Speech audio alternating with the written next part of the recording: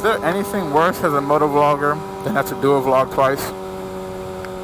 But hey, I guess at least I got another ride in before this hurricane comes.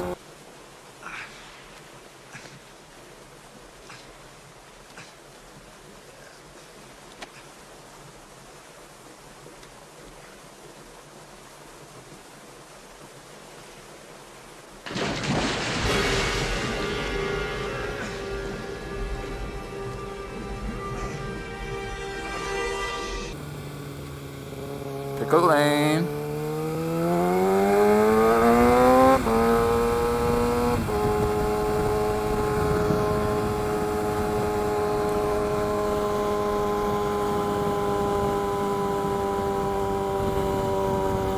Yeah, so first things first, we do want to send our thoughts and prayers to those in Haiti and Cuba, where Hurricane Matthew's already gone through. We know those countries, they don't really have the structural integrity to properly deal with a storm of that size. So thoughts and prayers with them first, of course. And then for those of you that don't know, I am in on the east coast of Florida, and in the last 2 or 3 days, the hurricane is projected to go a little further west than it was before. So before it was going to be off in the Atlantic, and it wasn't really, an issue. At most, we get some rain or some strong wind. But now it's kind of like the eye is going to skim the coast right where I am. So people here are kind of getting a little panic and a little bit, getting water and boarding up their houses and stocking up on gas. A lot of people are evacuating. I am questioning a little bit if it's a little over the top, being that we are in Florida and hurricanes aren't really new to us or something that's unfamiliar. For those of you that may not know or just don't remember, in 2004, the state of Florida had 4 major hurricanes. 4. And where we live in Florida, we had 3 of them. One of them, Hurricane Ivan, I think it was over on the Gulf Coast. But Charlie, Francis, and Jean, I do remember the names. We got all 3 of those.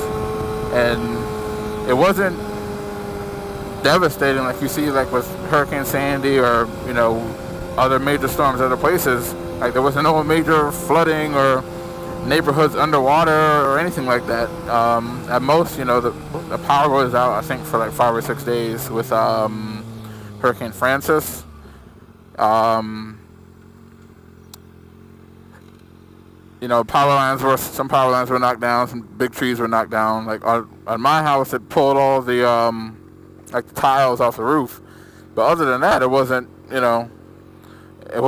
mass devastation. Now that was 2004. We did have one hurricane in 2005. I don't remember the name of it. It wasn't really that much. But then, to be honest, since then we have not, right where we are here on the coast, on the Atlantic coast, we haven't had a hurricane even touch us in, I guess, 11 years now. So I guess because it's been a while, people forget that it's, not going to be as bad as they think it might be. But yeah, people are they're taking the precautions here that they need to take. Where me, all I'm worried about is, if the power goes out, what I'm going to do to entertain myself. Because that was my major issue. This is, in 2004, there was no smartphones and iPads and stuff yet. So, and I didn't have a laptop, I only had a desktop. So, no electricity was no internet.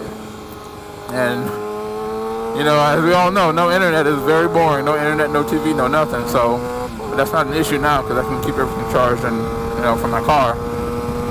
That's all I'm preparing for, honestly. And that's not even my concern with this damn storm. If you all watched my last video, it's this Friday and Saturday where the 2 days I was going to go into the demo ride in Tampa, where I finally get to ride the R1. And of course, this storm, we haven't had a storm come near us or actually affect us in 11 years. And then right when I get to ride the R1, the storm decides that it's going to pass by us Friday, which would be the first day of the demo ride. Right now it's projecting that Friday morning, it'll probably be a little bit north of where we are, and Tampa is south of where we are on the coast. So I'm contemplating like obviously I'd call first before I drive over there to make sure they're still gonna have it.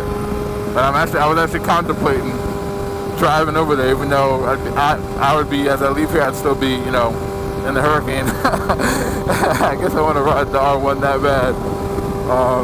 But in all likelihood, I won't be able to go Friday. I'll end up going Saturday, which by then it'll be like up near Georgia and more in the Atlantic. We should be good.